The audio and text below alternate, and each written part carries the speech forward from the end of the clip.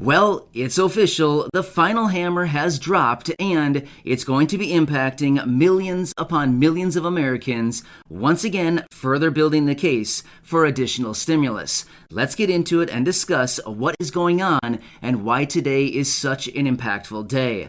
Welcome, and thank you so much for joining me. If you're new here or if you haven't done so yet, make sure to hit the subscribe button right down below the video, as I'm back for you each and every day to bring you all of the latest updates and to help you out through this very confusing and difficult time. I get it, right now is a really tough time, and this month is going to be incredibly busy when it comes to the stimulus package and further talk about stimulus for the American people. So, if you want to stay up to date with everything going on, please make sure to hit the subscribe button right down below the video, and I promise you I'll be here for you every single day to keep you updated with all of the latest updates and things going on. So, thank you again for your support. I truly appreciate it. Let's talk through this. So first, before we get into it, happy Labor Day. I hope all of you are having a very nice long holiday weekend, enjoying the time, and of course, staying safe with everything going on out there. Yeah, there is like a lot of things going on around the country right now. In fact, around the world as well. But either way, I hope that you are just having a nice time and that all is well in your life. So, either way, today is also a very big day when it comes to other things going on in this country. In fact, today marks the day where roughly between 7.5 and about 15 million people are going to be losing unemployment benefits. Now, why do I say such a wide swing between 7.5 million and 15 million people? I've done a ton of research on this, and I continue to see sources all across the board.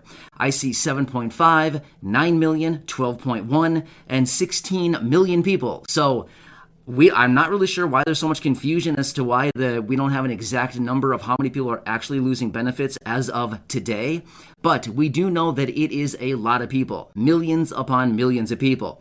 In fact, the most solid numbers that I was finding, it looks like about 12.1 million people will completely lose all of their benefits as of today, with another 3.9 million people who will still get their state unemployment benefits, but they will not be getting the $300 boost on top of it, therefore impacting 16 million people. That is a lot of people.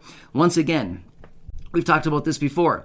Just a couple weeks ago, well, actually it was about a week and a half ago or so, it was not that long ago, the eviction moratorium once again was overturned by the Supreme Court, therefore subjecting about 15 million people that could be potentially facing eviction. Therefore, within the last about 10 days to 2 weeks or so, just in that amount of time, from today through the last, say, 2 weeks or so now, we have about 31 million people who are significantly impacted by everything going on right now. Not to mention everything else out there that's going on, like the hurricane down in the south. I mean, seriously, raging cases going on right now. Seriously, we're talking about like millions upon millions, tens of millions of people who are really being like negatively impacted with everything going on right now. So it is a sad, sad situation.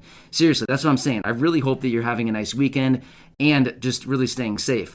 I've seen a number of comments down below in the comment section here over the last, I don't know, few days or so. Some of you down in the Louisiana area saying, "Hey, this is tough. I lived through the storm. We rode the whole thing out, and it is ugly down here." So seriously, our thoughts are with all of you. I really hope that everything can get back to normal very soon. I mean, this is like, it's almost like, where do we even go anymore? Like, what do we do? Seriously, you know what I mean? So, yeah, either way, I want you to know that I'm here for you in any way that I can be. I will continue to be here for you in these videos every single day. And, of course, offering my support in any way that I can. Seriously.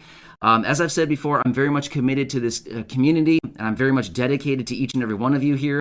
And I truly just want to do what I can to help out. I seriously wish I could help every single person here.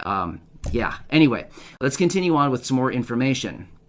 One other thing that's very interesting about all this whole situation with everything going on lately over the last couple weeks here, basically from today over the last, month and a half or so, the president's approval rating has also dropped a lot, about 10%, a little over 10%. He was in the low 50% as far as approval rating, and now he's at about 44%. Now, again, I just want to make it very clear. This is not me taking sides at all. I am completely unbiased to the whole situation as far as I don't take sides. I kind of go right down the middle. I basically just report to you whatever we are finding as far as all the research goes. So I'm not taking sides at all. I'm just simply telling you the president's approval rating has really plummeted over the last few weeks here, especially down over 10% to about 44%. This is actually the third worst in the history of all the presidents. Yeah, so it's not that great right now. Now, here's the thing. We need to remember one more thing going on right now. Next year, I get it, it's a little over a year from now, it's a long time out from now, but we do have these midterm coming up. Now, one more thing we need to take in mind is we have this reconciliation bill on the table right now. Democrats are trying to establish a legacy for themselves with this massive $3.5 trillion blueprint of how they want to spend all this money and set up all of these social programs and essentially do all of this additional work for people going forward for many, many years with the $3.5 trillion. But we also need to recognize they also do want to keep control of the House and the Senate next year after the midterm election, right? Well, here's the thing. I mean, at this point, the rate that things are going, of course, I honestly don't know what's going to be held in the future. I'm not sure what they're going to hold. But I mean, at the current rate things are going right now, it's not exactly looking that great. But here's the thing. Democrats want to maintain that control. But at the rate that things are going right now, is that still likely? We don't really know about that. But what could they do to regain some confidence within the people? Well, I don't know about you, but I mean, money always talks. You've heard the saying, right? Money talks, something else walks. Yeah, you know exactly what I'm saying, right? So here's the thing. They have this massive package here on the table. We've talked about stimulus checks, and we know that people are in support of stimulus checks. As far as about 80 members throughout Congress right now in support of stimulus checks. A number of months ago, the press secretary, she was out and she basically said when a reporter asked her if the president would be in support of additional stimulus checks, and she basically said it's up to Congress if they're going to be added or not. So basically the president does not care either way if there's a stimulus check in there. If the bill comes to his desk and there's a stimulus check in the package, he's probably going to sign it. He's not going to send it back and say, I didn't approve a stimulus check, take it out of there and we need to repass this. It's not going to happen. If it goes to his desk and it has a stimulus check in there, you better believe he's going to slap his signature on it.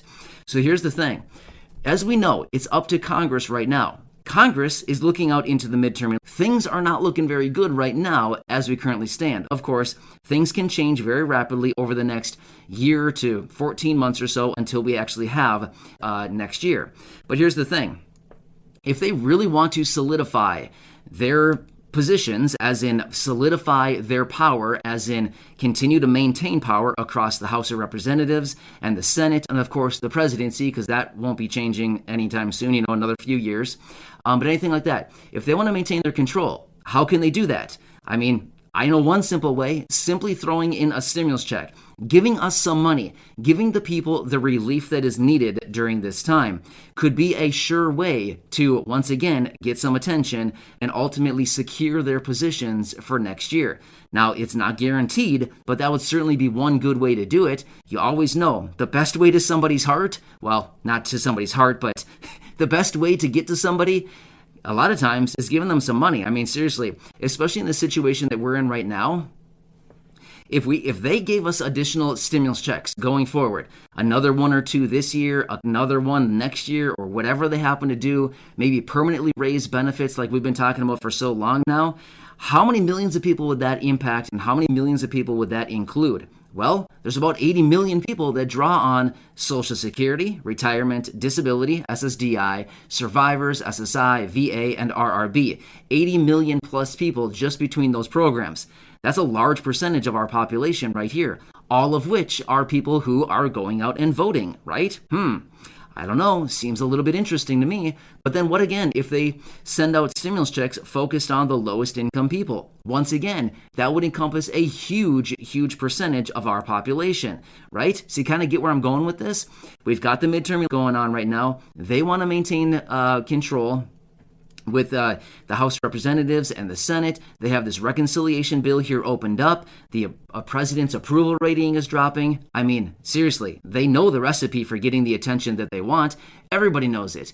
This is not anything pertaining to either party necessarily, but all parties do this, right? They have to kind of like do whatever they can to get the attention that they need to keep the power that they have, right? So again, this is not me taking sides at all. We've known this for a very long time now. Politics, this is just kind of how it goes. When it comes up to here, we always know that they basically do and say whatever they need to get the control and maintain whatever power that they have, right? I mean, this has been going on for years, and I'm sure it'll continue to go on for many more years, because why would it change? You know, you got to do what you can. So either way, today is another very big day when it comes to all of this going on, especially the expiration of those unemployment benefits. This is once again the second hammer to drop after the eviction moratorium has expired. Well, not really expired, but more like overturned as a result of the Supreme Court just a couple weeks ago.